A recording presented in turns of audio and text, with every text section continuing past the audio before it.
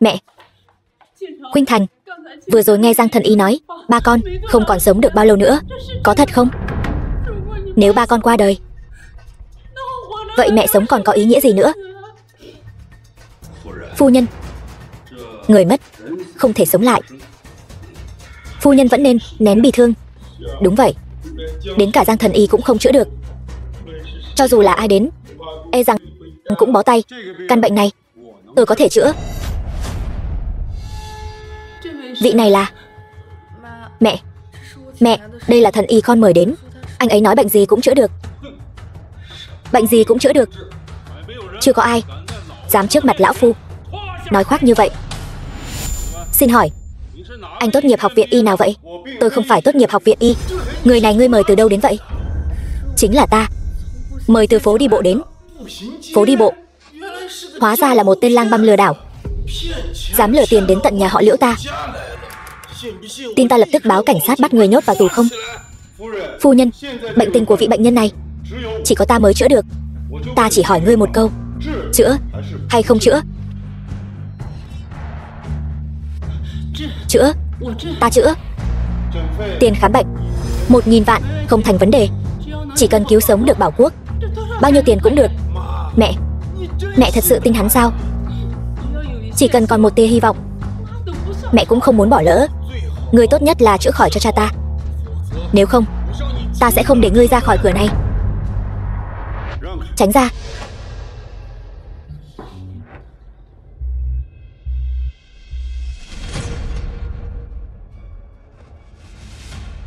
Gia chủ Liễu mắc phải không phải bệnh thương, mà là tà túy nhập thể. Trước khi ông ấy phát bệnh, có từng đến nơi nào âm khí nặng không? Cha tôi đã đến nghĩa trang tế lễ ông nội tôi. Vậy thì đúng rồi.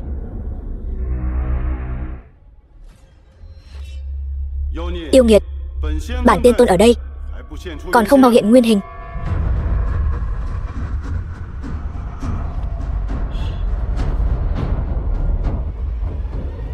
Phá.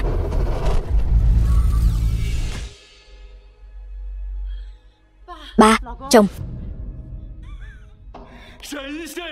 Thần tiên. Xin Diệp thần y thu nhận tôi làm đồ đệ. Thu đồ đệ thì thôi vậy, nhưng khi rảnh rỗi ta sẽ chỉ điểm đôi chút. Rất vinh hạnh. Tôi làm sao thế này? Chồng, ông bị bệnh nặng một trận, là vị tiểu thần y này cứu ông sống lại. Tiểu thần y là ân nhân cứu mạng của tôi. Xin nhận tại hạ một lệnh. Liễu gia chủ bệnh nặng mới khỏi, không cần như vậy. Bên trong có 100 triệu, mật mã là 6 số 0, coi như là tiền khám bệnh của ngươi. Đây là thẻ phòng của biệt thự Đế Vương số 1, khu Đế Vương. Tặng căn biệt thự này cho Diệp tiên sinh. Vẫn chưa biết tiên sinh tên là gì? Diệp Bắc Huyền. Sư phụ,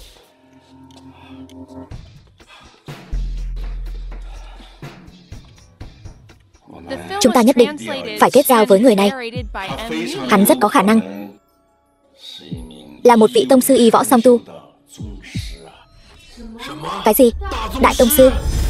Tuy ta chưa từng gặp, nhưng ta biết tứ đại chiến thần của Long Thành đã đạt đến cảnh giới này.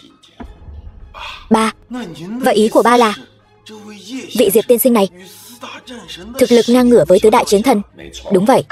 Nếu Liễu gia chúng ta có thể ôm được cái đùi này, chúng ta có thể trở thành một trong những tài phiệt hàng đầu Long Quốc.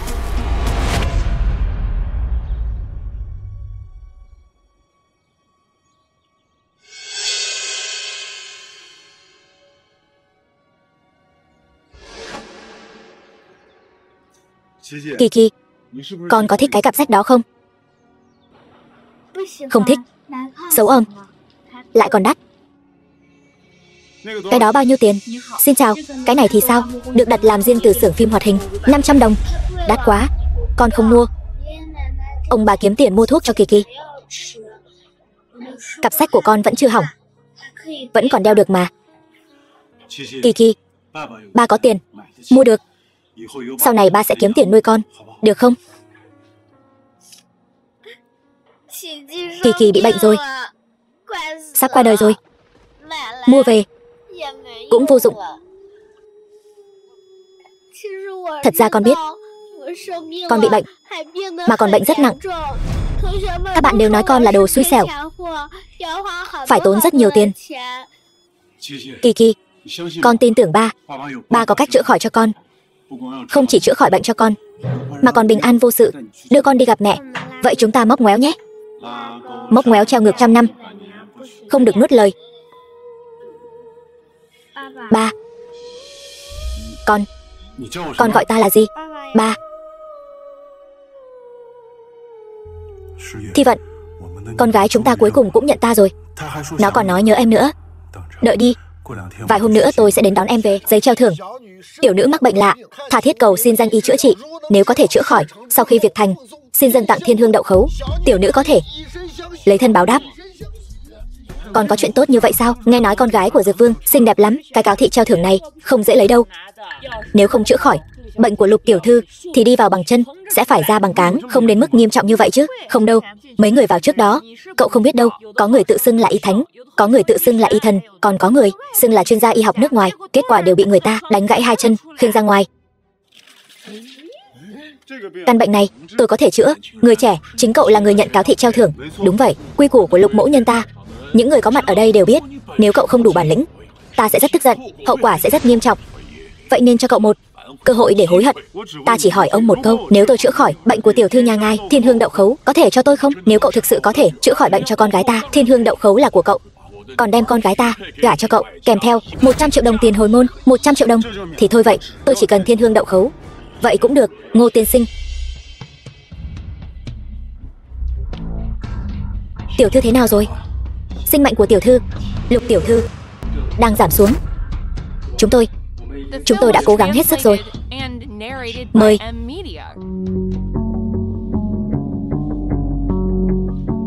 Thế nào rồi? Triệu chứng mà ai nữa mắc phải là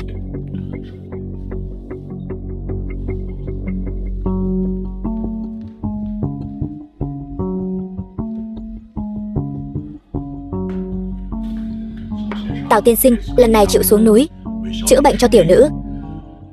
Lục mỗ vô cùng cảm kích. Tào Bân, vị này là... Hắn cũng là tới để xem bệnh cho Khinh Mi. Xem bệnh? Tôi xem hắn chính là một tên lang băm giang hồ. Lục lão gia, uổng công ông sống hơn nửa đời, ngay cả tình huống này cũng phân biệt không rõ sao? Lão phu hổ thẹn. Đuổi hắn ra ngoài cho ta. Có Tào Bân ở đây, không cần đến thứ rác rưởi này. Người trẻ, may mà Tào tiên sinh đến kịp thời. Nếu không, kết cục của cậu cũng giống như mấy người trước, bị gãy tay gãy chân khiêng ra ngoài. Ngươi cút ngay đi. Lục Vô Nhai, nếu tôi nói ông sẽ quỳ xuống cầu xin tôi, ông có tin không?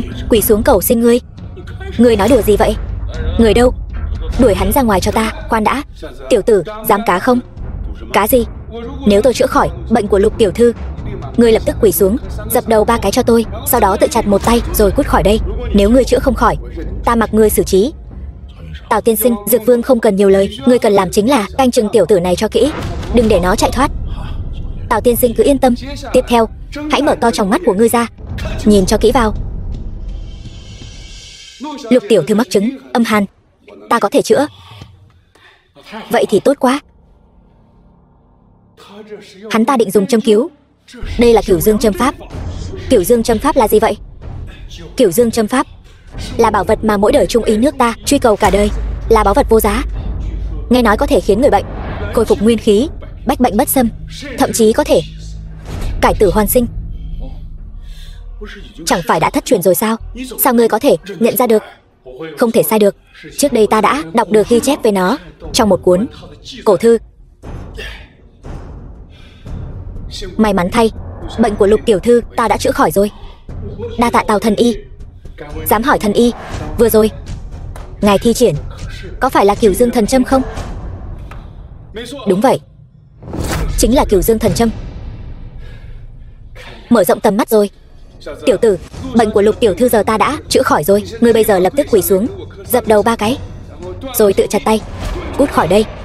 Ngươi thật sự chữa khỏi rồi sao? Đương nhiên. Mọi người mau nhìn Lục tiểu thư cô ấy mất dấu hiệu sinh tồn rồi. Sao có thể như vậy? Chuyện này không thể nào. Ta thi triển là Cửu Dương thần châm mà. Cửu Dương thần châm? Thật nực cười, chữa một căn bệnh còn con mà còn làm ra vẻ thở hổn hển, toát mồ hôi đầm đìa. Ngươi đừng có giả vờ nữa, ta không chữa được. thì ngươi cũng đừng hòng. Lục Vô Nhai, ngươi còn nhớ lời ta vừa nói không? Kính xin Diệp tiên sinh, đại nhân đại lượng, ra tay cứu giúp tiểu nữ của tôi. Ta nhất định hậu tạ. Quỳ xuống, ngươi đừng nghe hắn. Lục tiểu thư đã vô phương cứu chữa rồi, cho dù sư phụ tôi đến cũng bó tay. Huống chi tên rác rưởi này. Ngươi cầm miệng cho ta. Nếu không phải tại ngươi, vốn dĩ bệnh của Khinh Mi không nghiêm trọng đến vậy. Sau khi ngươi ra tay, nó mới hoàn toàn bộc phát. Uổng công ta xem ngươi là cao nhân.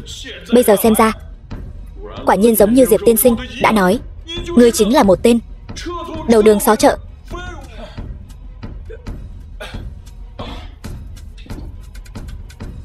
Diệp tiên sinh, xin ngài hãy nể mặt vì con gái nhỏ vô tội của tôi, ra tay cứu nó. Đứng dậy đi. Ta hỏi ngươi, khi con gái ngươi còn nhỏ, có phải đã nuốt phải thứ gì đó không? Ví dụ như dược liệu, hoặc là những thứ như châu báu. Đúng vậy, khi nó 8 tuổi, có một lần ra ngoài chơi, vô tình rơi xuống một cái giếng cổ. Sau khi được cứu lên thì sao? Con bé cứ luôn miệng nói rằng nó đã nuốt phải một viên ngọc. Nhưng sau đó đi khám ở bệnh viện, phát hiện trong cơ thể không có gì cả.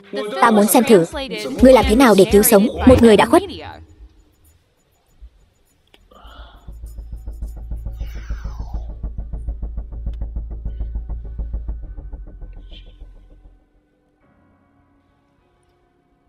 Thiên niên băng châu, đây đúng là một thứ tốt. Được rồi, mọi người mau nhìn xem. Lục tiểu thư, dấu hiệu sinh tồn đã khôi phục.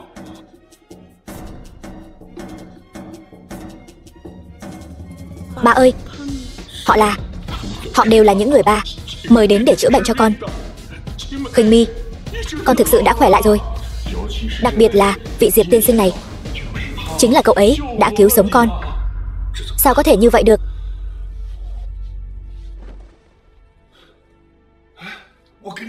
Ta liều mạng với ngươi. Diệp thần y, xin hãy tha cho tôi. Trước đây tôi không biết ngài là võ đạo tông sư. Tôi nguyện ý xin lỗi. Muộn rồi.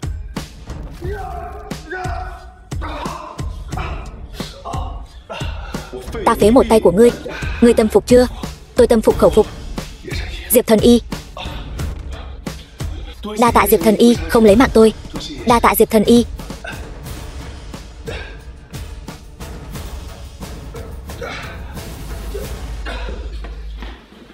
Lục tiên sinh, bệnh của con gái ngài đã được chữa khỏi. Ngài có thể thực hiện lời hứa của mình không? Được chứ?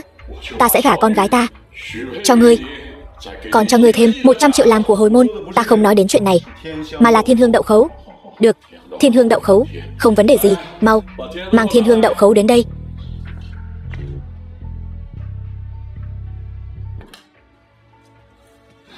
Chỉ có thần y như ngài mới xứng đáng với thần dược như vậy. Thiên hương đậu khấu được sản xuất trên đỉnh Bắc Cực, 500 năm mới có một hạt. Quả nhiên phi thường. Cảm ơn.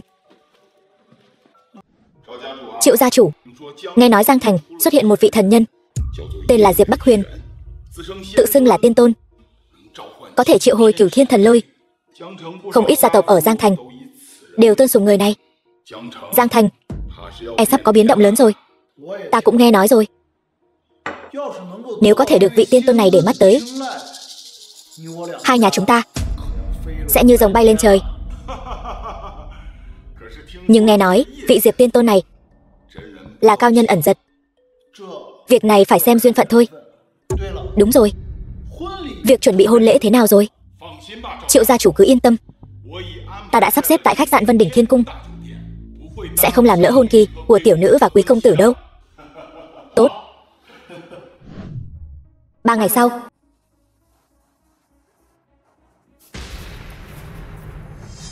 Ngươi là ai? Ta tìm Lâm gia chủ, Lâm Thái Sơn, gia chủ nhà chúng tôi đi tham dự hôn lễ của đại tiểu thư rồi. Chuyện này ngươi cũng không biết sao? Hôn lễ đại tiểu thư nhà chúng tôi hôm nay thành hôn với công tử Triệu gia, Triệu Vân Hiên, cả đế đô đều biết. Ngươi là tên nhà quê nào mò tới đây vậy? Xin hỏi hôn lễ được tổ chức ở đâu? Tại khách sạn Vân Đỉnh Thiên Cung. Tạm biệt. Mọi người đều biết Lâm Thái Sơn ta chỉ có một đứa con gái này, Lâm Thi Vận. Hôm nay cuối cùng cũng đến lúc ta yên tâm giao con gái cho người khác rồi. Lúc này ta này vụng về, không nói nhiều nữa. Mong hai đứa vợ chồng son Hạnh phúc viên mãn, vợ chồng thuận hòa. Cạn.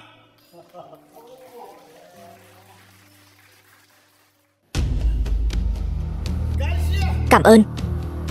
Cảm ơn các vị thân bằng hảo hữu bận rộn trăm công nghìn việc vẫn dành thời gian đến tham dự hôn lễ của con trai ta, Triệu Vân Hiên và Lâm Thi Vận. Ta chúc hai người trăm năm hạnh phúc, đầu bạc răng long. Hôm nay Triệu Tứ Hải ta chỉ có một chữ vui. Nào, ta cạn ly trước.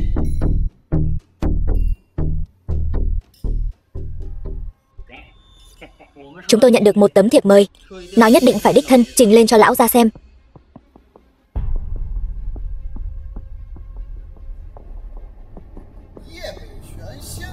Diệp Bắc Huyền Tiên Tôn sắp giá lâm, khiến cả Giang Thành chấn động. Diệp Bắc Huyền, Diệp Tiên Tôn cũng sắp đến bái yết hôn lễ nhà họ Triệu chúng tôi. Ở Giang Thành, nhà họ Triệu chúng tôi quyền quý nhất, ai dám không phục. Xui ra, ông nói gì cơ? Diệp Bắc Huyền muốn đến sao? Chính là kẻ có thể triệu hồi thiên lôi Diệp Bắc Huyền đó sao, chứ còn ai nữa? Ai còn dám ở Giang Thành tự xưng là tiên tôn nữa chứ? Bang chủ Hắc Long Bang, Vương Hắc Long, tặng ngọc như ý thời minh một chiếc. Chủ tịch tập đoàn Dung Tín tặng tượng Phật bằng vàng thời Thanh một pho. Mã Gia Giang Thành tặng bình sứ thời Tống một chiếc.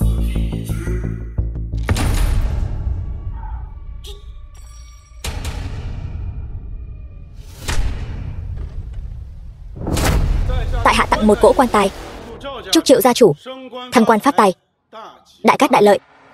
To gan, ngươi là ai, dám quấy rối hôn lễ của con ta? Cha, hắn chính là Diệp Phàm mà con đã kể với cha. Thì ra ngươi chính là Diệp Phàm. Hắn không phải đã qua đời rồi sao? Ta lúc đó tận mắt thấy hắn bị nhét vào bao tải, ném xuống sông Lan Thương rồi. Trước đây ta quả thật đã qua đời. Sở dĩ không nuốt trôi cục tức này chính là vì muốn quay lại trả thù các ngươi. Đám lão già này, ngươi chưa qua đời thì đã sao?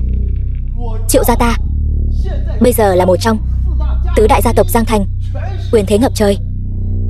Con trai ta bây giờ là Tân Võ Đạo tông sư. Ngươi chỉ là một thằng nhãi danh, ngươi có thể làm gì Triệu gia ta? Lão già thối tha nhà ngươi, cái quan tài này là chuẩn bị cho ngươi đấy. Hôm nay Triệu gia diệt môn. Nhãi danh, ta thật không biết ngươi lấy đâu ra can đảm dám nói câu đó. Hôm nay là ngày đại hỷ của ta, danh gia vọng tộc đế đô đều đến, quan khách nườm nượp. Hơn nữa Diệp Tiên Tôn sắp giáng lâm, ngươi dám ở đây gây rối, ngươi chỉ tìm đường tử thôi. Ngươi nói không sai, hôm nay quả thật có người sẽ ngủm. Nhưng người đó là ngươi. Ngươi thật sự là quá ngông cuồng. Ta bây giờ cho ngươi một cơ hội, lập tức quỳ xuống dập đầu cho ta 3 cái. Ta xem như ngươi là bạn trai cũ của Thi Vận, có thể tha cho ngươi một con đường sống. Xin lỗi, con đường sống này ngươi hãy giữ lại cho mình đi. Ta không cần ngươi chừa đường sống cho ta. Thằng danh con, ngươi rõ ràng biết hôm nay là Vương Hắc Long, ngày đại hỷ của Triệu công tử, còn đến quậy phá. Triệu công tử đã rộng lượng tha cho ngươi một con đường sống. Ngươi không những không biết trân trọng, mà còn ở đây ăn nói hàm hồ. Hôm nay cho dù Triệu công tử có lòng từ bi tha cho ngươi, Hắc Long bang ta cũng sẽ không bỏ qua cho ngươi. Cờ hó ngoan, ngươi nói cái gì? Ngươi không làm, lại cứ thích làm cờ hó. Thú vị thật. Thằng oát con, ngươi cũng gan thật đấy. Nhưng ta lại thích những người như vậy. Ta quyết định tạm thời không lấy mạng ngươi. Ta muốn cho ngươi tận mắt chứng kiến ta và Thi Vận bái đường thành thân. Vậy sao? Nhưng ta không nói không lấy mạng ngươi. Được lắm nhóc con, ngươi không biết điều phải không? Còn quay lại làm gì? Cút, mau cút đi. Thi Vận, tôi cam tâm tình nguyện làm người phụ nữ của Triệu công tử. Triệu công tử là nhân trung long phượng Giang Thành, còn ngươi chỉ là đồ bỏ đi. Còn không mau cút. Thi Vận, Những điều ngươi nói đều là thật sao? Đúng vậy. Lúc trước tôi không hiểu chuyện mới để ý đến ngươi. Bây giờ tôi mới hiểu. Chỉ có Triệu công tử mới xứng làm đàn ông của tôi. Tiểu tử, ngươi có nghe thấy không? Người Thi Vận thật lòng yêu là ta. Thi Vận, ngươi chẳng lẽ không muốn xem con gái ruột của ngươi? Ngươi nói là Kỳ Kỳ. Hôm nay nó cũng tới đây. Kỳ Kỳ, ba.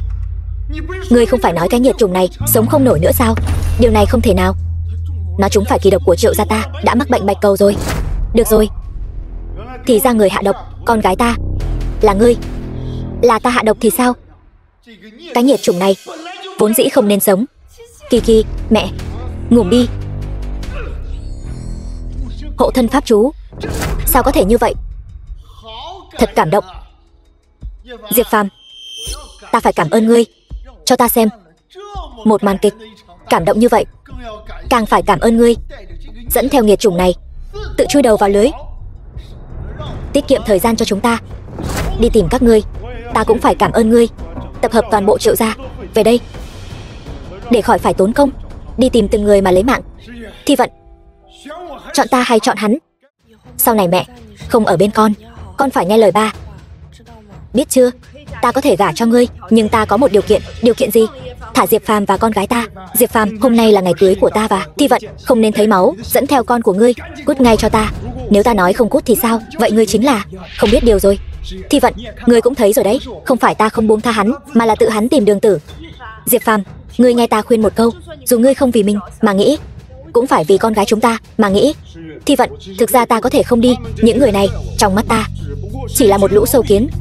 Diệp Phàm, sự việc đến nước này ngươi vẫn chưa nhận rõ tình hình sao? 6 năm trước đã ngủ một lần rồi, chẳng lẽ ngươi còn muốn ngủ thêm lần nữa? Chính vì 6 năm trước ta đã ngủ một lần, ta mới biết nỗi đau mất đi người thân. Ta sau này sẽ không để chuyện này xảy ra nữa. Thi Vận, Diệp Phàm, hôm nay nếu ngươi không đi, ta sẽ ngủ trước mặt ngươi. Diệp Phàm, ngươi muốn ngủ thì ngủ, đừng kéo Thi Vận theo, cút ngay cho ta. Nếu ta nói không thì sao? Ngươi ngủ thì ngủ, đừng có lôi Thi Vận vào chuyện này. Gia đình ba người chúng ta mới là trời sinh một cặp, nếu không có ngươi cướp đoạt tình cảm, gia đình ba người chúng tôi sẽ sống rất ấm áp. Chỉ bằng ngươi, ngươi nghĩ ngươi xứng với Thi Vận sao? Ngươi không xứng với Thi Vận là ngươi. Thật nực cười, ta thân là con trai của Triệu gia, một trong tứ đại gia tộc Giang Thành, từ nhỏ đã văn võ song toàn, được người ta gọi là Giang Thành Chú Long, sau lại đến Côn Lôn Sơn bái sư tu hành, hiện tại đã đạt đến hóa phàm cảnh, tương lai nhất định sẽ đưa Triệu gia lên vị trí gia tộc đệ nhất Giang Thành. Ngươi lấy gì mà so với ta? Ta không so được với ngươi. Vậy còn Diệp Bắc Huyền thì sao? Diệp Bắc Huyền thân là tiên tôn, có pháp thuật đoạt thiên địa tạo hóa, di tinh hoán nguyệt. Ta đương nhiên là không thể so sánh được, nhưng nghiền nát ngươi thì đủ rồi. Vậy ta nói cho ngươi biết thêm một chuyện nữa. Ta chính là Diệp Bắc Huyền. Diệp tiên tôn là người phương nào? Đó là bậc cao nhân, y võ song tu, là lục địa chân tiên, đứng trên vạn người, lại là kẻ mà ngươi có thể mạo danh được sao? Ta còn nói cho ngươi biết, Diệp tiên tôn sắp đến rồi. Đến lúc đó, cho dù ta không động thủ với ngươi, lão nhân gia cũng sẽ không tha cho ngươi đâu. Ngươi còn không đi, ngươi thật sự muốn thấy ta ngủ trước mặt ngươi sao? Ngươi sẽ không ngủ, chúng ta đều sẽ không ngủ. Được lắm, xem ra cũng không hoàn toàn là phế vật. Thú vị. Ta biết, giờ phút này tất cả mọi người ở đây đều muốn lấy việc áp chế ta làm vinh hạnh, nhưng các ngươi đều không đủ tư cách. Được, được lắm. Nhìn khắp cả Long Quốc, ngươi là kẻ duy nhất dám khiêu khích Triệu gia ta. Nếu ngươi đã muốn đối đầu với Triệu gia ta như vậy, vậy ta sẽ thành toàn cho ngươi. Người đâu? Trước tiên đánh gãy tứ chi của hắn, sau đó ta muốn cho hắn tận mắt chứng kiến ta thành hôn với Thi Vận. Dừng tay. Đại tiểu thư Liễu gia, xem ra cô muốn bảo vệ hắn rồi. Chuyện này hình như không phải là chuyện anh nên lo lắng. Điều anh nên làm bây giờ là lập tức xin lỗi. Có lẽ còn có thể bảo toàn được cho Triệu gia các người. Nếu tôi không hiểu sai thì tôi không lập tức quỳ xuống xin lỗi, hắn sẽ diệt Triệu gia tôi. Đúng vậy. Ghê gớm thật. Không cần nói đến việc Triệu gia tôi tối nay sẽ được diện kiến vị đại nhân vật đứng trên vạn người kia, một bước lên trời. Chỉ riêng cơ nghiệp của Triệu gia tôi tại Giang Thành hưng thịnh 50 năm vững vàng không ngã, trừ phi hắn có gì đó, một thân phận bất khả chiến bại, bằng không hắn lấy gì mà diệt Triệu gia? Chỉ bằng cái miệng của hắn sao? Triệu công tử, ta khuyên ngươi bây giờ đừng có ngông cuồng như vậy. Liễu gia tuy là một trong tứ đại gia tộc Giang Thành, nhưng ai ai ở Giang Thành cũng biết Triệu gia ta mới là gia tộc có thực lực nhất Giang Thành. Ngươi chỉ là một Liễu gia đại tiểu thư, có tư cách gì mà lên mặt với ta? Vậy sao? Thế còn ta thì sao? Chu gia chủ, sao ngài lại đến đây? Ta hôm nay đến đây chính là muốn dạy dỗ ngươi kẻ không biết trời cao đất dày là gì. Hắn chẳng phải là Diệp Phàm sao? Ngài quen hắn? Chu lão, không cần phải phí lời với hắn. Vâng, Diệp tiên sinh. Chu Bảo Thành, ngươi hôm nay là đến phá đám hả? Lão phu không có ý đó. Nhưng nếu các ngươi muốn động đến Diệp tiên sinh thì Chu gia ta sẽ bảo vệ hắn. Ngươi và ta đều là tứ đại gia tộc Giang Thành, hà tất phải vì một người ngoài mà tranh đấu? Các ngươi thật là có mắt như mù. Diệp tiên sinh lật tay làm mây, úp tay làm mưa, chỉ cần động một ngón tay là có thể khiến Triệu gia hóa thành cho bụi. Sao nào? Bây giờ tứ đại gia tộc Giang Thành, hai nhà đứng về phía ta, ta có thể mang Thi Vận đi rồi chứ? Tứ đại gia tộc Giang Thành, Triệu gia, Lâm gia, Chu gia, Liễu gia, ngươi bây giờ đã tìm được hai nhà đứng về phía ngươi, nhưng cũng chỉ là 2 đấu 2, hòa nhau thôi. Ngươi đừng có đắc ý quá sớm. Vậy sao? Lâm Thái Sơn, ta bây giờ hỏi ngươi, ngươi đứng về phía nào? Ta chọn đứng về phía Diệp Phàm. Được, bỏ tối theo sáng, chưa muộn đâu. Lâm Thái Sơn, ngươi nỡ để bảo bối nữ nhi của ngươi gả cho tên phế vật này sao? Ai là phế vật? Còn chưa chắc đâu. Tốt, Diệp Phàm, ta không ngờ Chu gia và Liễu gia lại đứng về phía ngươi. Ngươi hãy mang Lâm Thi Vận đi đi. Ba, sao ba có thể để hắn mang Thi Vận đi? Thi Vận là con dâu của Triệu gia ta. Đồ vô dụng, cả ngày chỉ gây rắc rối cho ta. Ngươi hãy tự kiểm điểm lại mình đi.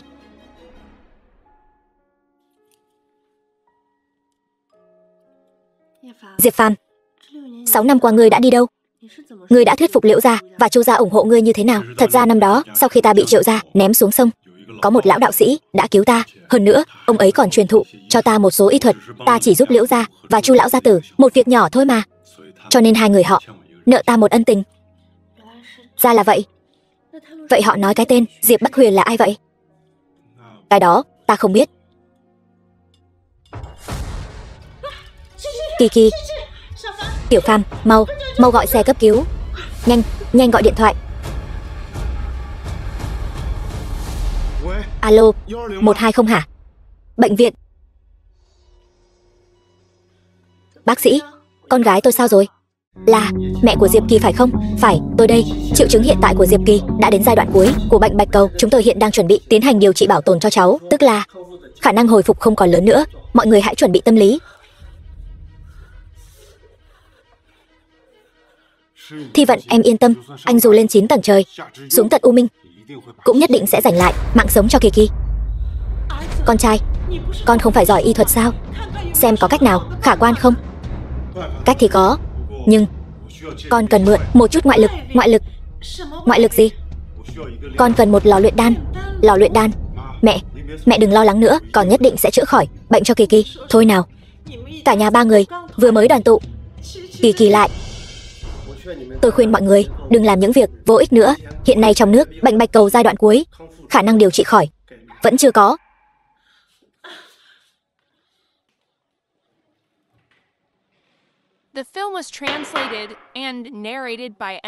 Diệp tiên sinh, vô sự bất đăng tam bảo điện. Giờ đến đây là vì chuyện gì vậy? Tôi muốn hỏi, chỗ nào bán lò luyện đan? Gần đây tôi đang cần dùng gấp. Lò luyện đan? Chẳng lẽ Diệp tiên sinh còn là một luyện đan sư? Tại hạ biết đôi chút. Hiện nay Long Quốc Võ Đạo Tông sư đã là vạn người mới có một. Hơn nữa, luyện đan sư cũng gần như tuyệt tích. Diệp tiên sinh lại có thể đan võ song tu, thật khiến lão hổ bội phục. Ông vẫn chưa trả lời câu hỏi của tôi. Lò luyện đan. Tôi nhớ ra rồi. 2 ngày tới có một buổi đấu giá ở Đế Đô có lò luyện đan. Đến lúc đó tôi sẽ bảo Khuynh Thành đi cùng cậu. Được, vậy cứ quyết định như thế. 3 ngày sau, Diệp tiên sinh mời lên xe.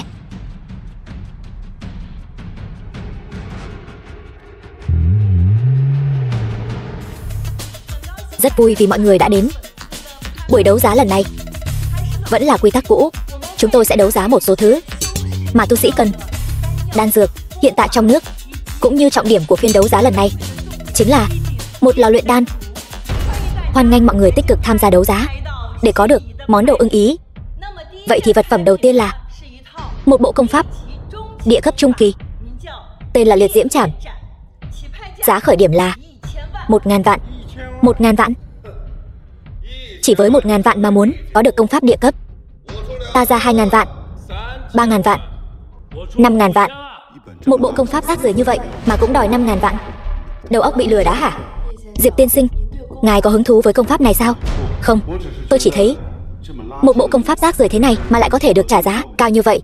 Diệp tiên sinh, công pháp chia làm thiên, địa, huyền, hoàng 4 cấp bậc. Cấp bậc địa cấp trung kỳ này đã được coi là rất khó có được rồi. Vậy còn lò luyện đan thì sao? Thông thường có thể bán được bao nhiêu tiền? Tôi nhớ mang máng lần trước lò luyện đan được bán với giá 300-400 triệu. Trời đất đất vậy sao? Vậy nếu tiền của tôi không đủ thì có thể dùng đồ của mình để đấu giá không? Được chứ. Ra khỏi cửa rẽ phải, đi đến cuối đường có một phòng giám định chuyên giải quyết nhu cầu của khách hàng. Nhưng đây không phải là phiên đấu giá bình thường. Những vật phẩm tầm thường họ không coi trọng đâu. Được rồi, tôi biết rồi. Chiếu tướng. Vương lão, cho hỏi. Đứng qua một bên đi, không thấy chúng tôi đang chơi cờ hả? Chiếu. Nhóc con, quan kỳ bất ngữ hiểu không? Hôm nay cậu muốn đấu giá cái gì? Đưa tôi xem nào. Cái thứ gì? Linh tinh vậy? Viên đại lực của kiến. Cút. Cậu đứng đó, đưa đồ lại đây cho tôi xem nào. Hương thuốc tinh khiết thật. Đã lâu rồi tôi chưa ngửi thấy mùi hương này. Không ngờ cậu lại có thể lấy ra được loại đan dược tốt như vậy. Ông hãy xem kỹ lại đi. Đây lại là tam phẩm đan dược. Cậu, nói cho tôi biết thuốc này lấy từ đâu ra. Ông hãy tìm quản lý nói chuyện với tôi đi. Tôi không muốn lãng phí thời gian. Được, cậu đợi đấy.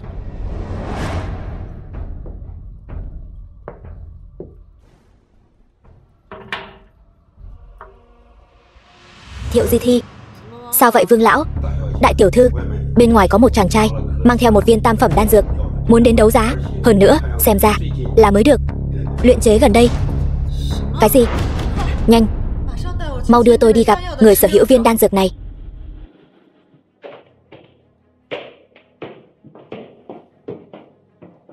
Vị này là Thiệu Di Thi. Thiệu tổng, vị này là Diệp Phàm. Diệp tiên sinh. Diệp tiên sinh đã được nghe danh từ lâu, lần đầu gặp mặt, rất hân hạnh được biết anh. Chúng ta vẫn nên bàn chuyện làm ăn thôi. Số đan dược này của tôi nếu đem ra đấu giá thì có thể được bao nhiêu tiền? Mạo muội hỏi một câu, ngài có tổng cộng bao nhiêu viên đan dược? Tất cả đều ở đây, tổng cộng 8 viên. Theo giá thị trường mà nói thì một viên là 50 triệu. Vậy là 400 triệu. Được, tôi lấy hết. Được, tôi hiện giờ rất cần tiền. Không vấn đề.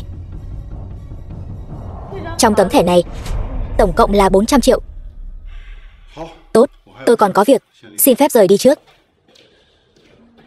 Đại tiểu thư, có nên phái người theo dõi hắn không? Trước khi chưa làm rõ thân phận của hắn thì chớ nên hành động thiếu suy nghĩ. Diệp tiên sinh, tiền đã chuẩn bị xong chưa? Nếu chưa thì tôi có đây, cũng tạm được. Chuẩn bị được 400 triệu, không biết có đủ không? Vật phẩm đấu giá tiếp theo chính là bảo vật áp trục của buổi đấu giá hôm nay, tên là Thần Nông Đỉnh. Nó ẩn chứa thiên địa nhân, tam tài chi số, toàn thân được rèn từ huyền thiết, pha thêm tử sa, có thể dùng để luyện đan dược. Giá khởi điểm 50 triệu. Mỗi lần tăng giá không được ít hơn 10 triệu. Bây giờ bắt đầu đấu giá. 50 triệu, 60 triệu, 80 triệu, 100 triệu. Tôi đoán không sai, Diệp Phàm quả nhiên là vì cái lò luyện đan này mà đến. Nhưng mà hắn còn trẻ như vậy, không lẽ là luyện đan sư sao? Cái đó cũng chưa chắc. Ngươi xem, hắn giơ tay nhấc chân, khí thế bừng bừng, tuyệt đối không phải hạng tầm thường. 150 triệu. Khương Hoành Độ 200 triệu, 250 triệu, 300 triệu. Tiểu tử, ta mặc kệ ngươi là ai, Ta cảnh cáo ngươi, thứ mà Khương gia đế đô ta nhìn chúng thì chưa có ai dám tranh giành. Nếu ngươi còn dám ra giá, ta nhất định sẽ khiến ngươi hối hận khi đến với thế giới này. 350 triệu, 400 triệu. Ngươi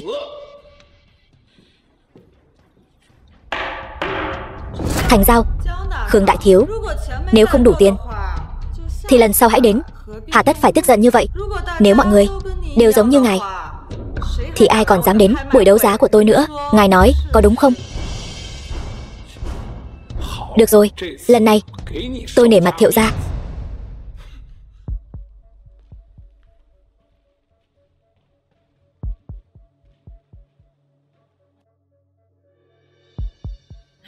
Diệp tiên sinh, vị này là...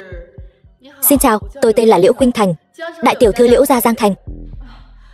Hóa ra là người nhà họ Liễu. Hân hạnh được gặp. Nếu có gì không chu đáo, xin thứ lỗi. Đâu có, tiểu thư họ Thiệu mới là danh gia vọng tộc. Thật là phụ nữ không thua kém gì đàn ông. Diệp tiên sinh, tối nay có rảnh không? Có thể cho tôi mạn phép mời anh một bữa cơm không? Phụ thân tôi rất muốn gặp anh. Thật xin lỗi, tôi hôm nay có việc, không tiện lắm. Vậy thì chúng ta hẹn dịp khác vậy. Khách sáo rồi, thằng nhãi này dám lên mặt với ta. Hóa ra là một luyện đan sư. Đúng là tự cổ, Ngụy Đông, anh hùng xuất thiếu niên. Đi theo ta ngay, tuyệt đối không thể để tên này rời khỏi đế đô. Tiểu thư, hắn ta đắc tội với Khương gia, Khương gia sẽ không dễ dàng bỏ qua cho hắn. Người này đối với Thiệu gia ta sau này nhất định sẽ có ích. Phái người âm thầm bảo vệ, nhất định phải đảm bảo bọn họ an toàn rời khỏi đế đô. Rõ.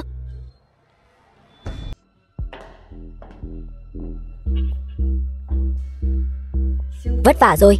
Không có gì. Diệp tiên sinh, nếu không còn việc gì khác, vậy tôi xin phép đi trước. Liễu tiểu thư, chuyện lần này đa tạ. Đâu có, ngài đã cứu mạng cha tôi. Ngài là ân nhân cứu mạng của nhà chúng tôi. Nếu sau này có nhu cầu gì, anh có thể lập tức liên lạc với tôi. Được.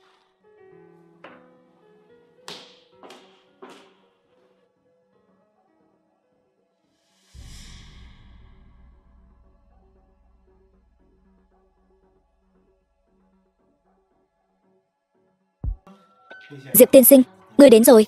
Số thuốc ta bảo ngươi chuẩn bị lần trước thế nào rồi? Thiên hương đậu khấu đã lấy được rồi hả? Đây thật sự là thiên hương đậu khấu sao? Lão phu cũng là lần đầu tiên nhìn thấy. Mau mang số thuốc của ta đến đây. Đã chuẩn bị xong. Ở đây. Bao nhiêu tiền?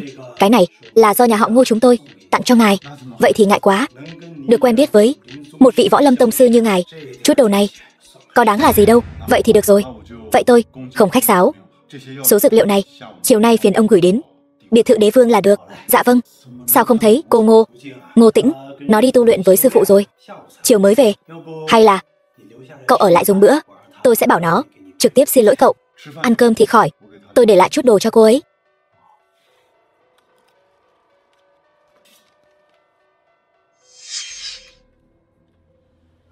Cô ấy nhìn là biết ngay. Tạm biệt. Ông ơi, Châu đại sư, về nhanh vậy. Biết trước thì tôi đã giữ Diệp tiên sinh lại lâu hơn một chút. Diệp tiên sinh, ông lại đưa thuốc cho cái tên đó nữa rồi phải không? Châu Vạn Sơn. Tôi thấy hắn ta đến đây chỉ là để chiếm tiện nghi thôi. Lần này ông có hơi lầm lẫn rồi. Tiểu Tĩnh, con không chịu khó học hỏi thì thôi đi, lại còn không có chút kính trọng nào. Sao cháu lại nói Diệp tiên sinh như vậy? Đúng rồi, Diệp tiên sinh có để lại cho cháu một thứ, cháu xem đi. Không lẽ là thư tình? Cái này viết gì vậy? Bay lượn như rồng như phượng. Đừng.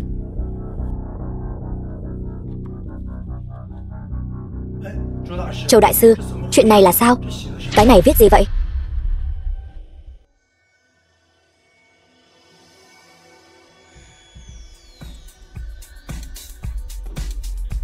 Sư phụ, người đây là đột phá rồi. Đúng vậy. Trời ơi, bao nhiêu năm rồi, sư phụ cuối cùng cũng đột phá rồi. Chúc mừng sư phụ. Lão Ngô, những thứ trên tờ giấy này là do ai để lại? Nhất định phải dẫn tôi đi gặp người đó. Thần nhân, quả nhiên là thần nhân. Đây là do vị vừa rời đi Diệp tiên sinh viết phải không? Vậy thì mau dẫn tôi đi gặp ông ấy. Đi. Mọi người đây là dược liệu của Diệp tiên sinh, rất quý giá. Sợ thuộc hạ sơ suất nên tôi tự ý đích thân mang đến cho ngài. Không làm phiền ngài chứ? Không phiền. Vào ngồi đi. Được.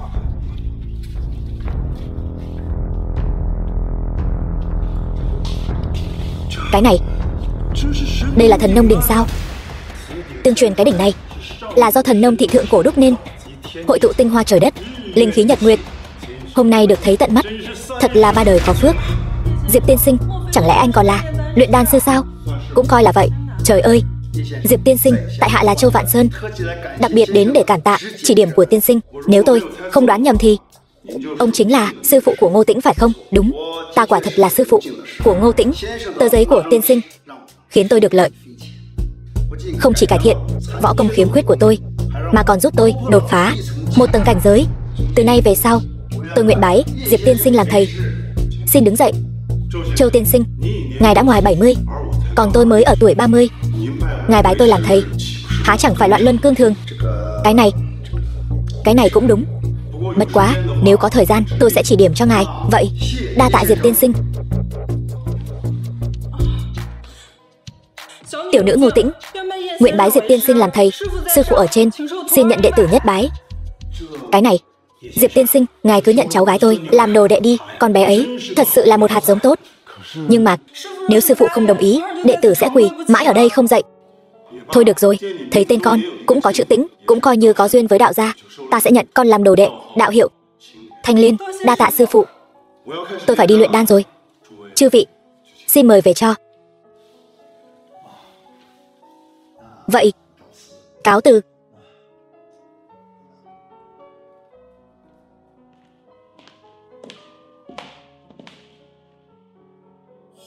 Lửa tới.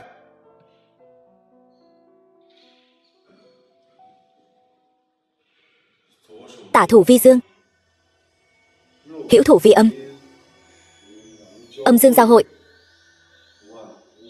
vạn vật hóa sinh.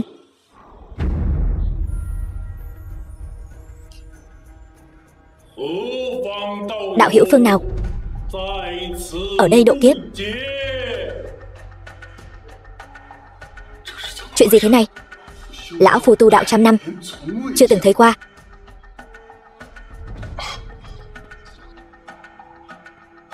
A Di Đà Phật. Thiên dị tượng. Xem ra phương Đông chúng ta có thánh nhân dáng thế.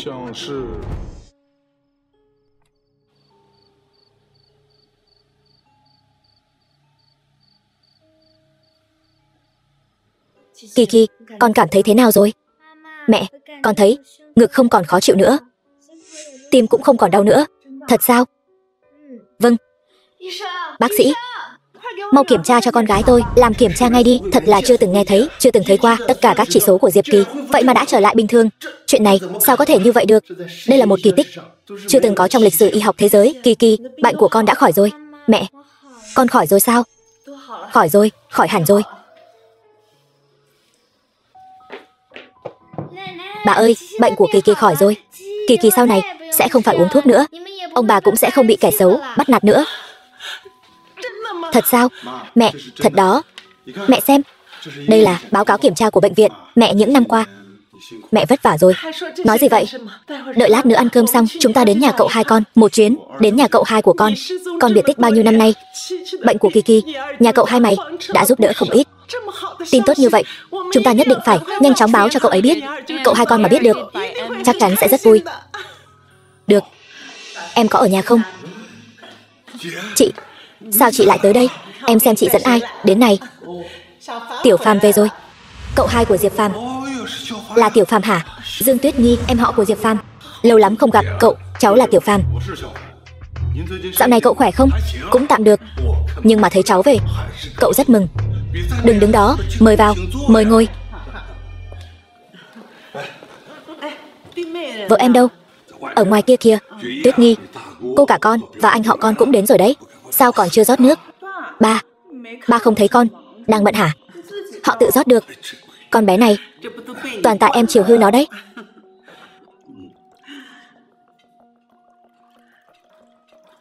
Tuyết Nhi, hôm nay không đi làm hả? Chị cả, Tiểu Phàm. Vợ, nhìn xem ai đến này. Thấy rồi. Tào Xuân Hoa, mợ của Diệp Phàm. Tôi có phải mù đâu. Cần gì phải kích động vậy? Chào mợ. Chào cái gì mà chào? Ngược lại là ngươi, bao nhiêu năm không gặp, đi đâu làm dâu vậy? Tôi đi lính, không dám nói là làm dâu. Vậy sau này, ngươi có dự định gì chưa? Hiện tại, chưa có dự định gì cả. Không phải tôi nói ngươi đâu. Ngươi cũng lớn rồi, suốt ngày cũng không biết nghĩ đến chuyện đứng đắn. Chẳng lẽ sau này ngươi muốn giống ba ngươi, ra công trường khuân gạch hả?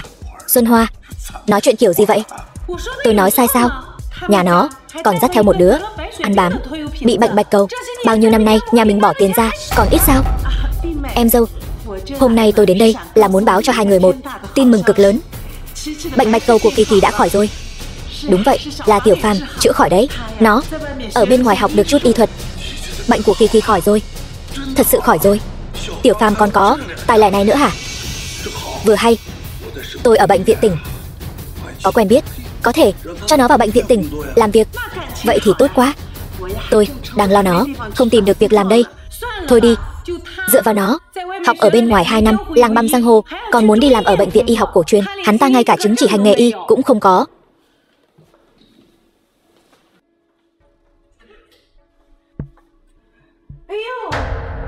Đây chẳng phải là Vương thiếu gia sao? Sao cậu lại tới đây? Hôm nay chẳng phải là sinh nhật của Tuyết Nghi sao? Tôi đến tặng quà sinh nhật cho cô ấy. Vương thiếu gia thật có lòng, không giống có người, còn là bà con họ hàng nữa chứ. Hai tay không mà tới. Vương thiếu gia, mời ngồi.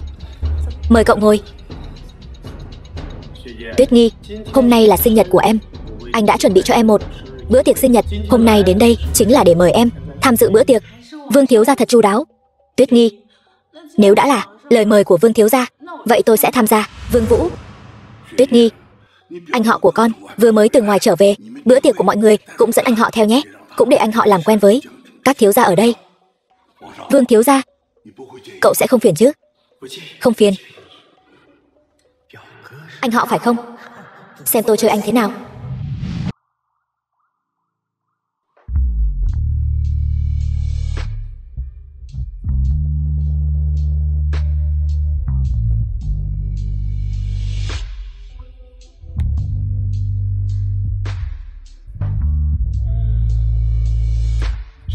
Đây mới gọi là sống chứ. Sảng khoái. Triệu thiếu, Lâm Thi Vận đến rồi.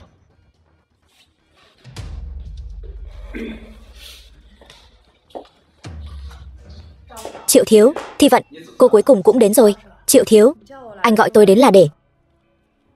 Thi Vận, lúc trước tôi giúp cô cứu Diệp Phàm. Cô đã hứa với tôi, bảo cô làm gì cũng được. Đúng vậy, tôi đã hứa với anh. Nhưng mà nếu Triệu thiếu bảo tôi làm một số việc tôi không thể làm, e là không thể đồng ý. Cô thấy tôi giống loại người đó sao? Giống. Thi Vận, cạn chai rượu này đi. Chuyện giữa chúng ta coi như xong rồi. Thế nào? Yên tâm, tôi sẽ không hại cô đâu. Tôi với cô vẫn luôn là thật lòng. Triệu thiếu, anh biết tôi không uống được rượu. Nhiêu đây rượu? Lâm tiểu thư mới một chai rượu. Không đến mức đó chứ. Ra ngoài chơi mà, vui vẻ là quan trọng nhất. Tình sâu một hơi cạn.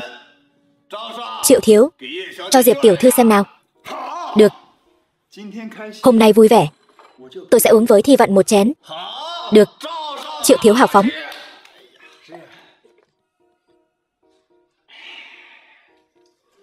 Thi Vận, tôi uống cạn rồi. Sao rồi? Được.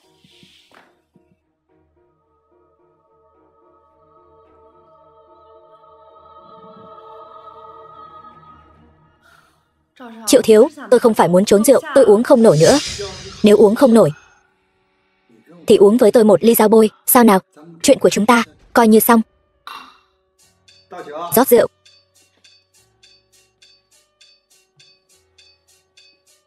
Mấy người đây là biểu cảm gì vậy?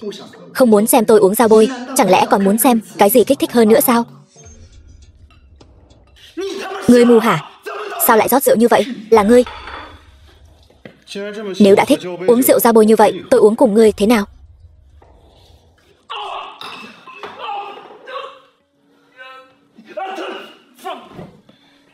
Diệp Phàm, sao chỗ nào cũng có người thế?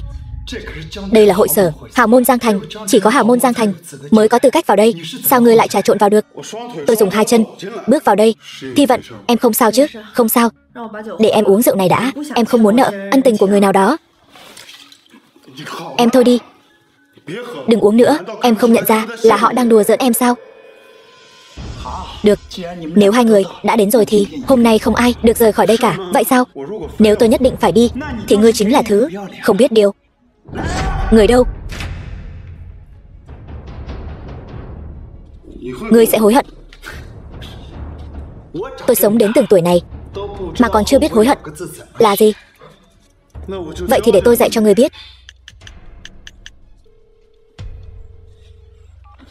Công tử Triệu gia đã đắc tội với tôi. Bây giờ tôi rất tức giận. Hậu quả rất nghiêm trọng. Hiểu chưa? Hiểu. Thằng nhãi, diễn cũng giống thật đấy. Để tôi xem có phải gọi cho 100860.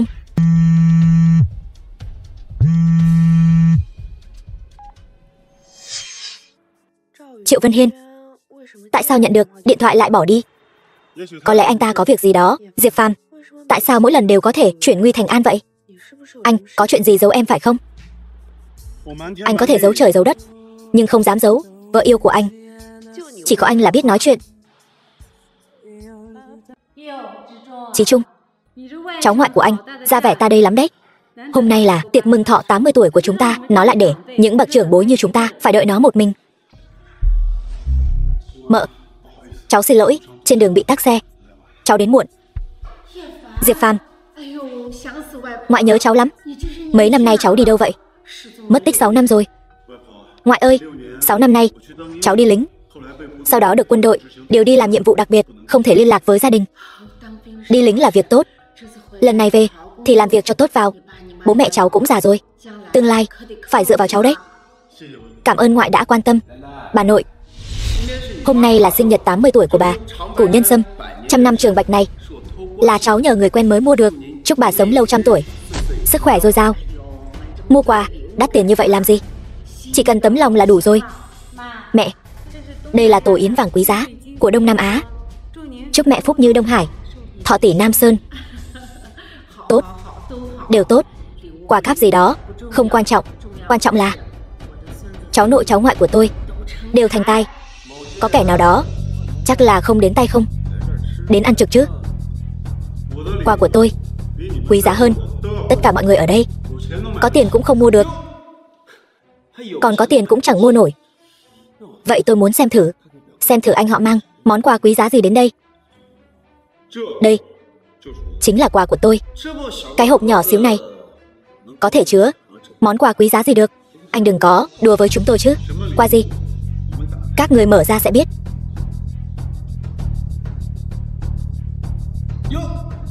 Diệp Phàm, cái gì đây? Đây là thứ anh mua ở ven đường hả? Viên thuốc thần lực của Kiến hả? Bà ngoại, đây là thuốc trường thọ, cháu tự tay luyện cho bà. Uống vào có thể kéo dài tuổi thọ 10 năm, vô giá chi bảo. Anh đúng là giỏi bịa chuyện. Còn thuốc trường thọ nữa chứ, kéo dài tuổi thọ 10 năm. Tôi nói cho mà nghe, thứ này 100 đồng cũng không đáng. Tốt nhất là để nó vào hộp cho tôi. Nếu có hư hao gì, bán anh cũng không đền nổi. Diệp Phàm, chúng ta 6 năm không gặp, anh vẫn khoác lác như vậy. Thứ này nếu cho bà nội uống, bà nội bị bệnh gì thì anh chịu trách nhiệm nổi không?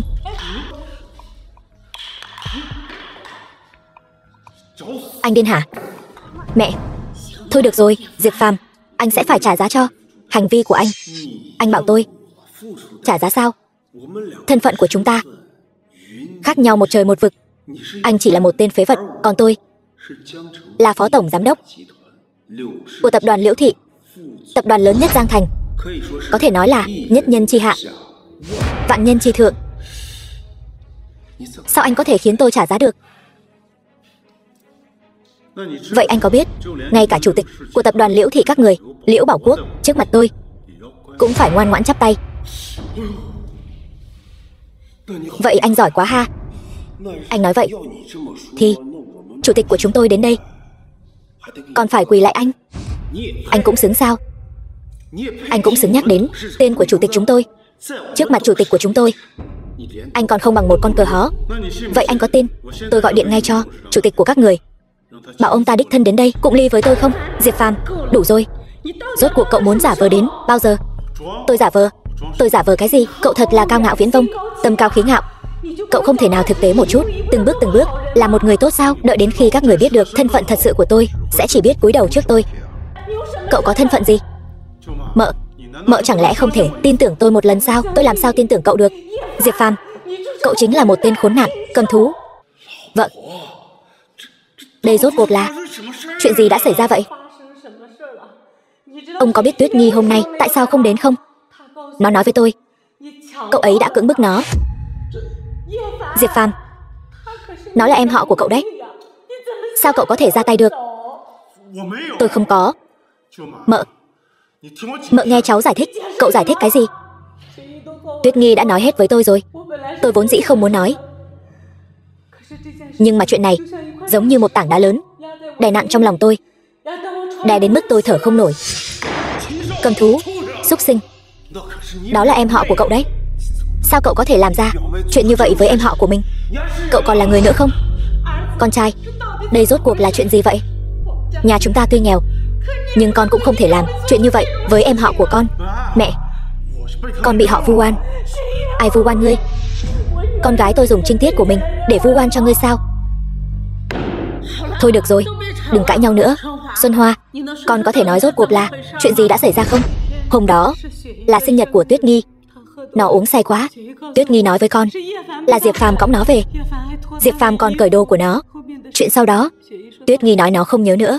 Diệp Phàm, cháu hãy thề trước liệt tổ liệt tông, rốt cuộc cháu đã làm hay không? Liệt tổ liệt tông chứng giám. Diệp Phàm, tôi nếu có mạo phạm Dương Tuyết Nhi sẽ bị trời đánh năm thây. Sao cậu lại thừa nhận? Tôi biết loại người hạ lưu vô sỉ như cậu sao có thể thừa nhận đã khinh bạc con gái tôi chứ. Tuy nhiên cậu không thừa nhận cũng không sao, tôi có bằng chứng. Cái bật lửa này có phải của cậu không? Trên này có dấu vân tay của cậu, là của tôi. Diệp Phàm, cháu còn gì để nói nữa không? Sự việc là như thế này. Hôm đó Tuyết Nhi uống say quá. Tôi thấy Vương Vũ và Lưu Cường kéo cô ấy vào xe. Thế là tôi bám theo sau bọn họ. Đợi đến khi họ về nhà, tôi phát hiện ra họ có ý đồ xấu với Tuyết Nhi. Chính tôi đã cứu cô ấy, sau đó đưa Tuyết Nhi về nhà. Còn tại sao tôi lại ôm Tuyết Nhi? Là bởi vì bọn họ đã bỏ thuốc Tuyết Nhi. Tôi cởi đồ của Tuyết Nhi là bởi vì tôi phải giải độc cho cô ấy. Được. Bịa đặt. Cậu bịa đặt giỏi thật đấy. Cậu còn biết luyện đan, cậu còn biết giải độc nữa. Cậu định phi thăng thành tiên hả? Cậu là thần tiên trên trời sao? Được lắm, Diệp Phàm, cậu không những không thừa nhận cưỡng bức con gái tôi, mà còn vu oan cho Vương thiếu gia. Tôi thấy nên đưa cậu đến đồn cảnh sát. Thật hay giả? Gọi Vương Vũ đến đây là biết ngay. Được. Bây giờ tôi sẽ gọi điện cho Vương Vũ. Nhưng mà tôi nói trước, nếu chuyện này thật sự là do cậu làm, tôi sẽ báo cảnh sát. Tùy mợ. Alo, Vương thiếu gia phải không? Hôm nay là sinh nhật 80 tuổi của mẹ bác. Cậu xem có rảnh đến đây một chuyến không? Cái gì? Sinh nhật 80 tuổi của mẹ bác? Chuyện này sao? Sao không nói sớm với tôi? Tôi chưa chuẩn bị gì cả. Được rồi, bác gửi địa chỉ vào điện thoại cho tôi sẽ đến ngay. Bác trai, bác gái, thật ngại quá. Không ai báo cho tôi biết, đến muộn rồi. Tôi tự phạt một ly.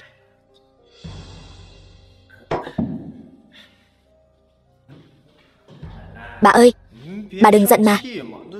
Không phải không ai báo cho tôi nên mới đến muộn. Đúng rồi, tôi có chuẩn bị quà sinh nhật cho bà. Cái hộp này chắc chắn thật. Đây chính là vòng ngọc bích. Thật. Bà ơi, chúc bà sống lâu trăm tuổi, phúc như Đông Hải, con cháu đầy đàn. Thôi được rồi, có lòng là được rồi. Vương thiếu gia này, hôm đó chị đã gặp ở nhà em phải không? Phải. Đây là chuyện gì vậy? Vương Vũ, tôi hỏi cậu. Cậu thành thật trả lời. Nếu cậu nói dối, dù chỉ nửa lời, tôi sẽ cho cậu biết tay. Hỏi tôi. Hỏi tôi cái gì? Cậu thật là kỳ quặc. Sau bữa tiệc hôm đó, cậu đã làm gì cô ấy? Tôi đã làm gì? Tôi có làm gì đâu. Cậu thật là kỳ quặc. Tốt nhất cậu nên cân nhắc rõ ràng rồi nói. Diệp Phàm, ngươi còn muốn dùng nhục hình bức cung sao? Ngươi cưỡng bức Tuyết Nghi, bây giờ muốn vu oan giá họa cho Vương thiếu sao? Cái gì? Ngươi nói ai cưỡng bức Tuyết Nghi? Chính là hắn, chính là tên cầm thú này. Ngươi cái đồ xúc sinh không bằng này, ngươi vậy mà dám cưỡng bức Tuyết Nghi. Hôm nay ta phải thay Tuyết Nghi dạy dỗ tên khốn kiếp nhà ngươi một trận. Buông ra, buông cái con khỉ. Ta nói cho ngươi biết, ngươi tự mình làm chuyện gì, tự mình trong lòng rõ ràng. Còn nữa, ngươi là cái thứ gì mà cũng xứng ra tay với ta? Ta nói cho ngươi biết, tất cả những chuyện này đều là do tên cầm thú này làm ra. Diệp Phàm, ngươi đừng đổ oan cho Vương thiếu nữa. Ta sẽ báo cảnh sát ngay bây giờ. Đừng, ngươi đừng báo cảnh sát. Nếu ngươi báo cảnh sát, Diệp Phàm, cả đời này sẽ bị hủy hoại mất. Chúng ta đều là người một nhà. Van cầu ngươi, hãy cho nó một cơ hội sửa sai đi. Van cầu ngươi đó. Người một nhà. Lúc con trai ngươi cưỡng bức con gái ta, có nghĩ đến chúng ta là người một nhà không? Có lẽ nó nhất thời hồ đồ, làm sai chuyện. Ngươi hãy cho nó một cơ hội, được không? Con trai, con mau đi đi. Đi càng xa càng tốt. Kiki, mẹ sẽ thay con chăm sóc nó. Mẹ, không cần cầu xin bọn họ, không sao đâu. Diệp Phàm, ta vẫn luôn nghĩ ngươi là đứa trẻ ngoan. Ta không biết người mất tích 6 năm nay rốt cuộc đã trải qua những gì. Tại sao lại biến thành người như vậy? Ta không dám tin. Người làm tổn thương Tuyết Nghi sâu sắc nhất lại chính là người thân thiết nhất của nó. Trong lòng ta, Tuyết Nghi từ nhỏ đã là em gái ta. Ta không nỡ lòng nào làm nó tổn thương. Ta càng không cho phép bất cứ ai làm tổn thương nó. Nếu ta thật sự đã làm chuyện đó với Tuyết Nghi, không cần ngươi báo cảnh sát, ta sẽ tự kết liễu bản thân. Tự kết liễu bản thân là đủ rồi sao? Kẻ như ngươi nên xuống 18 tầng địa ngục. Đúng, xuống 18 tầng địa ngục. Diệp Phàm, sao ngươi có thể làm ra chuyện trái đạo lý, đại nghịch bất đạo như vậy? Chẳng lẽ các người đều không tin ta sao?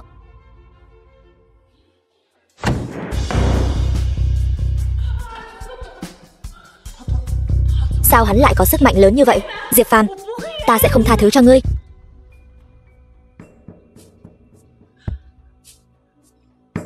Hoa Thần Y, sao ngài lại đến đây? Thật thất lễ quá. Ta dĩ nhiên là đến mừng thọ Dương lão thái quân. Tinh thần của Dương lão thái quân vẫn dồi dào như vậy. Chúc ngài sống lâu như núi Nam. Đa tạ. Đây là dược liệu đặc sản Tây Tạng, đông trùng hạ thảo, cũng là hàng mới về của tiệm thuốc chúng tôi. Số lượng rất ít. Loại thuốc này có thể kéo dài tuổi thọ. Ngài quá khách sáo rồi. Cảm ơn.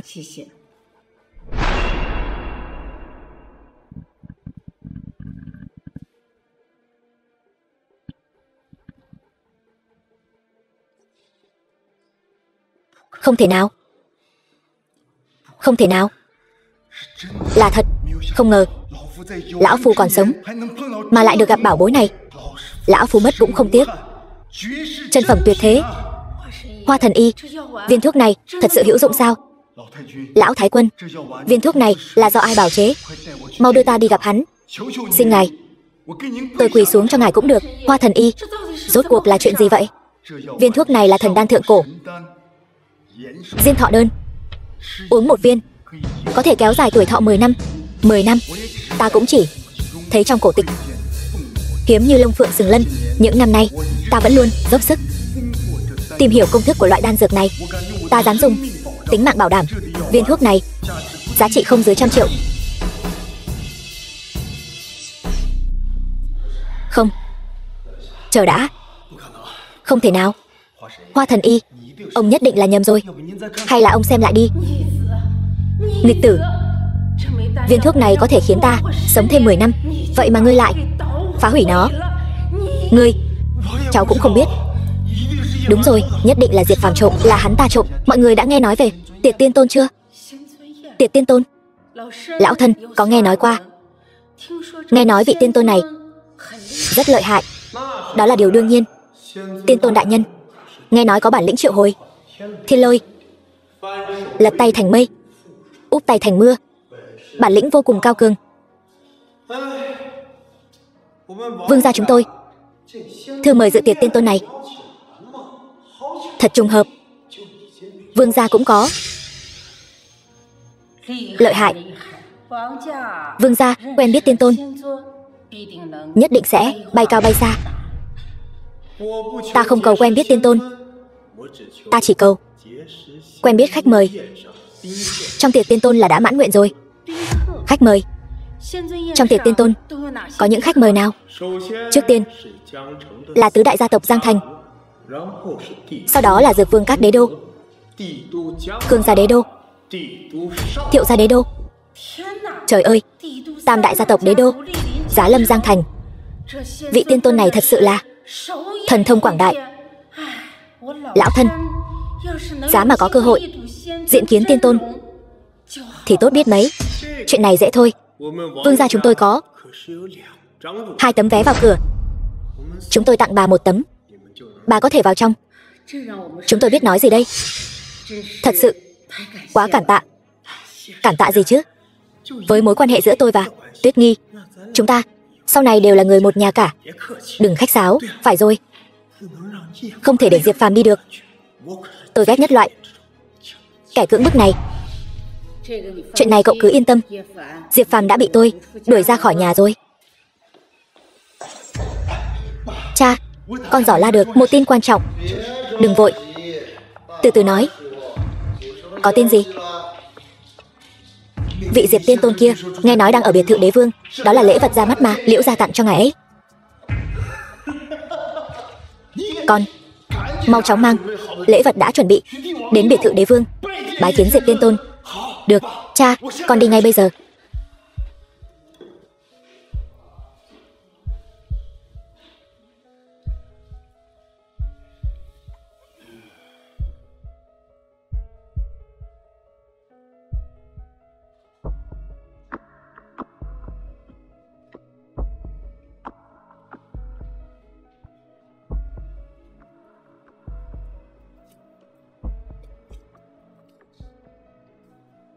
Có chút thú vị. Rõ ràng bên trong có người, nhưng ta lại không thể nào nhận ra người này ở đâu. Triệu gia, Triệu Vân Hiên bái kiến tiên tôn. Cút.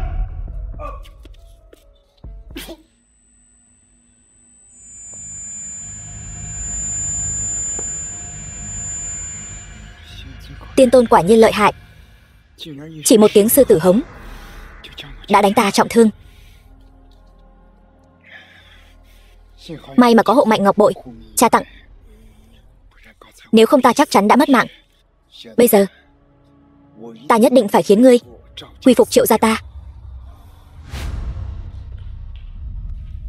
Sao rồi? Gặp được tiên tôn chưa? Không. Cái gì?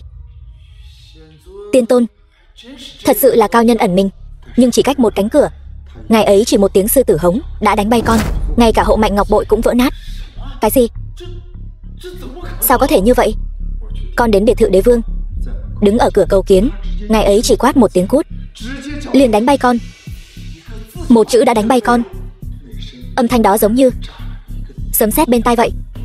Sấm sét vang dội, căn bản không có chút sức chống cự nào.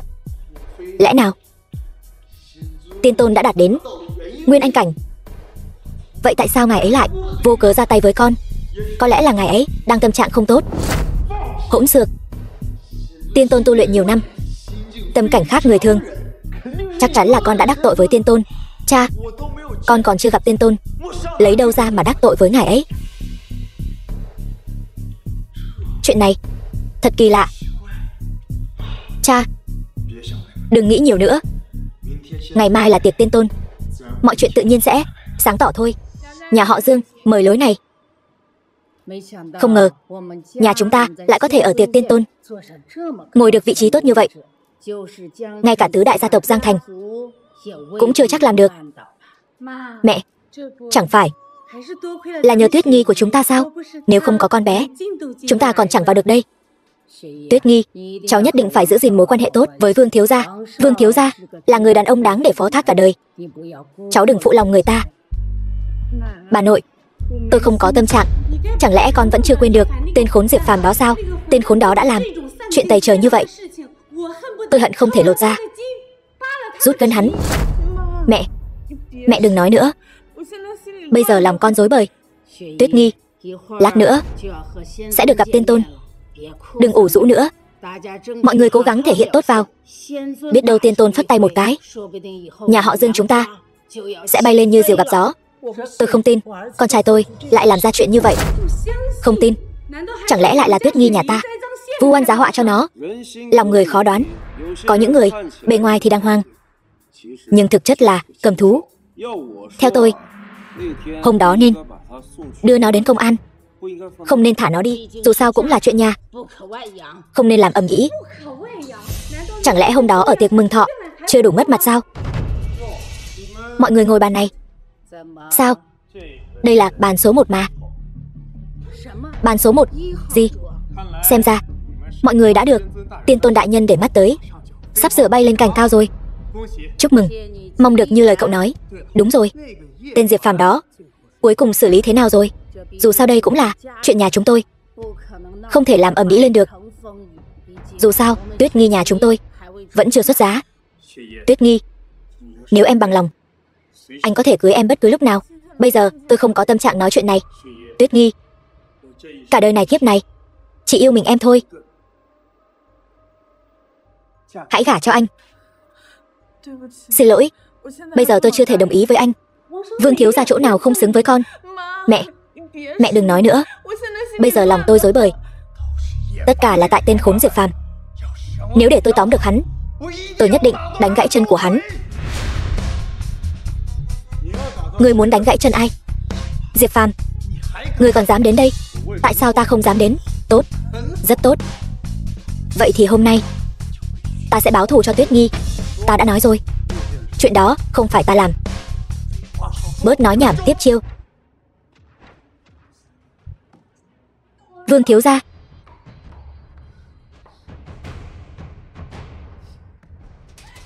Diệp Phàm, ngươi quá đáng lắm rồi. Diệp Phàm, ngươi rốt cuộc có làm hay không chuyện đó? Thi Vận, ngay cả muội cũng không tin ta sao? Bây giờ nhân chứng vật chứng đều có đủ, ngươi bảo ta làm sao tin ngươi được? Chờ một chút, sự thật sẽ rõ ràng. Diệp Phàm, ngươi không có thiếp mời, làm sao lọt vào được đây? Còn phải nói sao? Chắc chắn là bám theo nhà họ Dương mà vào đây. Ta đến đây cần gì thiếp mời? Không cần thiếp mời. Ngươi tưởng ngươi là tiên tôn đại nhân sao? Nói đúng lắm, ta chính là Diệp tiên tôn. Ngươi là thằng khốn, đồ cầm thú không bằng. Ngươi còn dám nói mình là tiên tôn? Ngươi không sợ mất đầu sao? Mất đầu? Kẻ mất đầu là ngươi mới đúng. Ngươi nói vậy là có ý gì? Ta không nói đùa. Cái đầu của ngươi thực sự sắp rơi rồi đấy. Đây là tiên tôn yến. Đừng có mà nói nhảm. Ta cho ngươi 3 giây cuối cùng, nói cho ta biết ai đã cưỡng bức Tuyết Nghi. Ta không biết. Kẻ cưỡng bức Tuyết Nghi không phải là ngươi sao? Ngươi tên Đô Đê Tiện. 3, 2, 1. Đây là tiên tôn yến. Ngươi dám?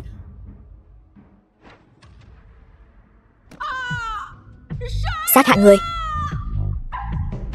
Đệ Diệp Phàm, ngươi thật là độc ác, lại dám ở tiên tôn yến sát hại người. Ngươi sắp mất mạng rồi. Ta mất mạng? Ta đây không phải vẫn sống sờ sờ đây sao? Diệp Phàm, ngươi đừng tưởng ngươi biết chút võ công là có thể ở đây tàn sát bừa bãi.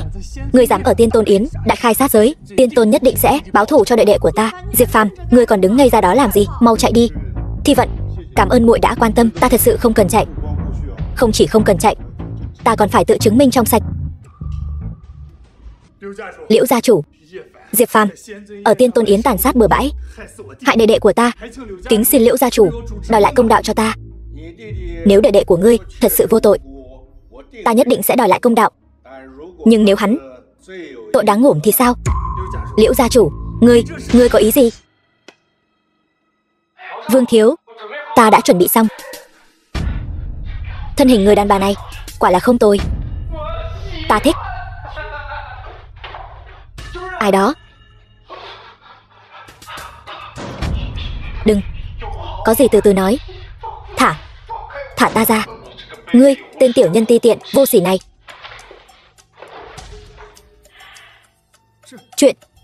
Chuyện này sao có thể? Bây giờ xem ra, sự thật đã rõ ràng. Vương Vũ là tội đáng ngủm, còn Diệp Phàm là trừ hại cho dân. Tiên tôn chúng ta tuyệt đối sẽ không bỏ qua bất kỳ một kẻ xấu nào, cũng sẽ không oan uổng bất kỳ người tốt nào. Xin lỗi anh họ, là em hiểu lầm rồi. Xin huynh hãy tha thứ cho em. Ngươi đứng dậy đi. Không biết thì không có tội. Vậy huynh thật sự có thể tha thứ cho em sao? Ta tha thứ cho ngươi. Tất cả chỉ là hiểu lầm. Diệp Phàm, Diệp Phàm, tôi không nên sống. Mợ đừng nói gì nữa. Tôi sẽ không trách họ. Có vài chuyện nói rõ ràng là được rồi. Tôi đã nói rồi mà. Diệp tiên sinh làm sao có thể làm ra chuyện như vậy? Đáng thương thay, có người có mắt không thấy Thái Sơn. Oan uổng cho Diệp tiên sinh. Liễu tiểu thư, cô có ý gì? Ý tôi là gì hả? Tôi không có ý gì khác. Tôi chỉ là cảm thấy Lâm tiểu thư và Diệp tiên sinh hoàn toàn không xứng đôi. Xứng hay không đâu đến lượt cô nói. Tôi không chỉ anh ấy. Không, Lâm tiểu thư, e là cô hiểu lầm rồi. Ý tôi vừa rồi là chính cô hoàn toàn không xứng với Diệp tiên sinh. Chỉ có người như tôi, thiên chi kiêu nữ, mới xứng với Diệp tiên sinh. Cha tôi là thủ phủ Giang Thành. Liễu gia chúng tôi lại là đại gia tộc đứng đầu Giang Thành, tài sản chục tỷ, nhân mạch chính trị thương mại lại càng nhiều vô số kể. Cô nói đi, dùng điều kiện gì mới có thể nhường Diệp tiên sinh cho tôi? Nhường cho cô muốn có được Diệp Phàm đến vậy sao? Chỉ cần có được Diệp Phàm, tôi có thể bất chấp tất cả. Liễu tiểu thư, tình cảm không phải dùng tiền bạc để đo lường. Diệp Phàm chọn tôi cũng không có lý do từ bỏ anh ấy. Hơn nữa, chúng tôi là yêu nhau thật lòng. Tốt lắm. Diệp tiên sinh, anh thật sự tìm được một người vợ tốt. Cứ coi như lời tôi vừa nói chưa từng nói. Chúc mừng Diệp tiên sinh, hiểu lầm được hóa giải, ai nấy đều vui mừng. Liễu lão, hai người quen nhau còn hơn cả quen biết. Diệp Phàm đã cứu mạng tôi. Cậu ấy đã chữa khỏi bệnh nan y của tôi. Diệp Phàm, thì ra cậu thật sự biết y thuật. Chứ cô nghĩ đan dược tôi đưa cho bà nội từ đâu mà có? Trời đất. Để tôi giới thiệu một chút. Vị Diệp Phàm này là cháu ngoại tôi. Xem ra Dương gia là hậu kế hữu nhân rồi. Liễu lão quá khen rồi. Đúng rồi Liễu lão, xin hỏi Diệp tiên tôn khi nào đến? Tiên tôn đã đến rồi. Tiên tôn đã ở trong yến tiệc này rồi. Đúng, xa tận chân trời, gần ngay trước mắt. Tiên tôn có thể ở trong yến tiệc này mà không bị phát hiện. Xem ra trong yến tiệc này không có người nào từng gặp hắn. Nghĩ lại, thật là chân nhân bất lộ tướng. Lại có bao nhiêu người cả đời này có thể diện kiến tiên tôn cơ chứ? Lão thân hôm nay thật may mắn. Nghe nói tiên tôn không chỉ là võ đạo tông sư, còn là cái thế thần y, đồng thời kiêm bị nhiều loại pháp lực, có thể hô phong hoán vũ, triệu hoán thiên lôi, khuất phục 3 đại gia tộc mạnh nhất Long Quốc. Hơn nữa, tuổi của hắn hình như còn chưa tới 30 tuổi. Khuôn mặt quen thuộc khá nhiều. Xem ra nhân vật có máu mặt ở Giang Thành đều đã đến cả rồi. Triệu công tử, lão thái quân, đây chẳng phải là Diệp Phàm sao? Sao? Cái tiên tôn yến này, phế vật như ngươi cũng có tư cách tham gia sao? Loại rác rưởi như ngươi cũng có thể tham gia. Ta tại sao không thể tham gia? Ngươi, hôm nay là tiên tôn yến, ta không động dùng vũ lực, nhưng ngươi cứ chờ đấy. Đế đô Dược Vương Lục Vô Nhai đến. Đế đô Khương gia Khương Hoành Độ đến. Đế đô Thiệu gia Thiệu Di Thi đến.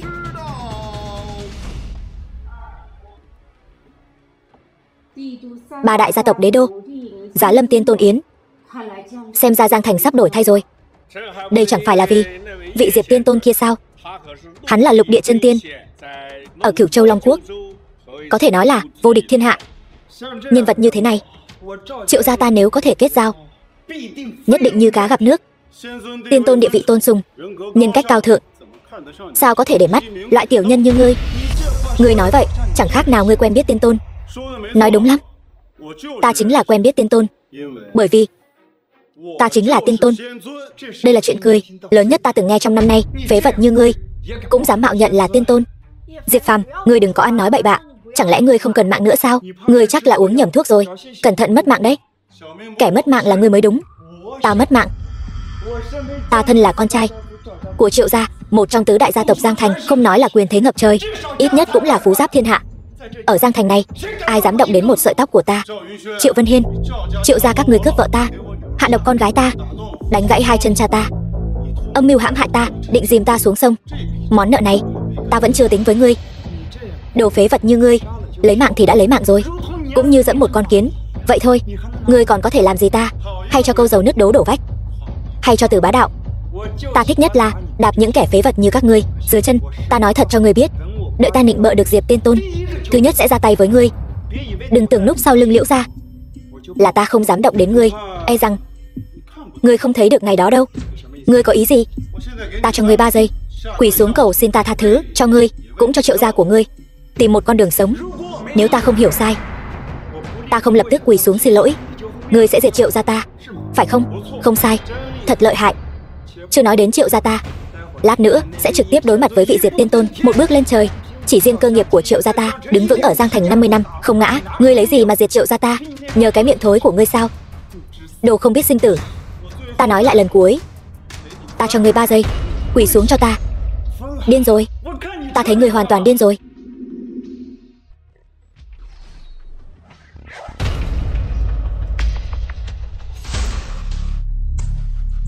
Sát hại người rồi.